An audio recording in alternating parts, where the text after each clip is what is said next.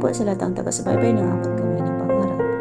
Kinausap nga nitong si Zoe ang kanyang lolang si Madam Uwa para sabihin dito na wag na siyang pakialaman nito. Ngunit sabi nitong si Madam Uwa na wala nang kakampi nga itong si Zoe at kailangan itong si Zoe ang kanyang tulong.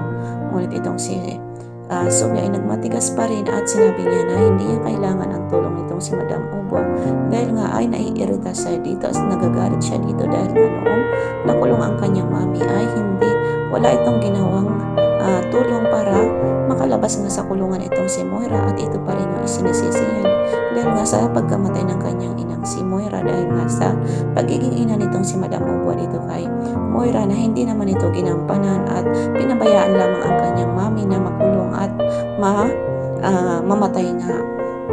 At sabi pa nga nitong si Zoe na hindi niya kailangan itong si Madam Uwa at gusto niya na nga itong mapaalis nga dito sa Apex. At sabi pa nga nitong si Zoe na kakausapin niya ang kanyang daling si RG Tanyag para mapaalis na nga dito sa Apex itong si Madam Ubang dahil nga ay naiinis siya dito. Samantala nga dito sa opisina nitong si RG Tanyag ay nakita niyang wasak-wasak ang kanyang mga gamit at magulo ang kanyang office dahil nga may nakapasok na masamang tao dito sa kanyang office at nawawala nga ang painting na binigay sa kanya ng isa niyang fans. At samantala ito nga si may gawa nga noon ay ito nga si Dr. Carlos na nakapasok nga doon sa office itong si RG at galit na galit nga itong si Dr. Carlos Benitez dito kay RG at pinagsisira nga at pinagsasaksak nga ang paintings nitong si Dr. RG Tanyag dahil nga sa galit na galit nga siya dito kay RG Tanyag at gusto niya itong sirain at gusto niya itong patayin dahil nga sa pagkaingit niya dito dahil nga sa pagkakalapit nga nitong si RG Tanyag at itong si Lynette at ito nga hindi matanggap nitong si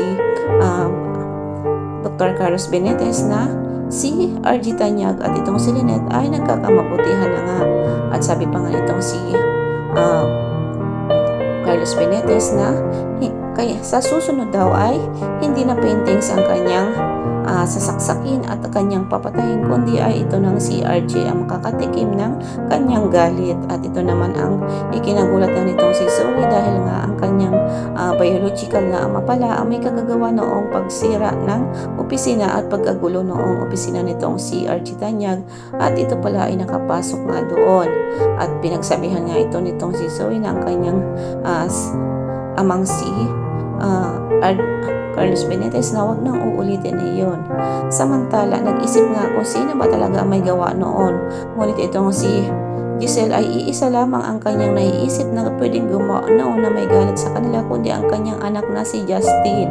At ito nga si Giselle ay galit nga na pinuntahan nga itong si Justin at sinampal nga ito at sinaktan nga ito dahil nga sa ito nga ang inaakalang suspect nga nitong si Giselle na may kagagawa ng pagsira at kawala ng paintings nitong si Dr. Archie Tanyag.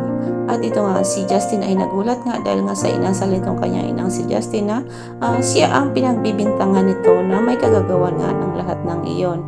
So ito guys ang pagkakaabangan natin dito sa Abot Kamay na Pangarap dahil nga itong si Giselle ay mali na naman ang kanyang pagbintang at bibintang niya lahat ang mga nangyayaring masama dito kay Justin dahil ito lamang ang may maaaring gumawa ng masamang iyon na hindi iniisip nitong si Giselle na meron pang ibang may galit nga dito sa kanilang angkan na mga Tanyag. At ito nga si Justin nga ay nagulat na nga lang dito sa mga pinagagawa nitong si Giselle sa kanya na sinasaktan siya dahil nga sa maling akala nga nitong si Giselle na siya ang may kagagawa noon. So ito guys ang pagkakabangan natin sa susunod na kabanata ng Abot Kamay na Pangarap. Maraming salamat po sa panonood ng aking mga video and paki-like and subscribe na rin po ng aking channel para pa-updated po kayo sa lahat ng mga videos na i-upload ko. Thank you so much po and ingat po tayong lahat. Bye bye po. God bless.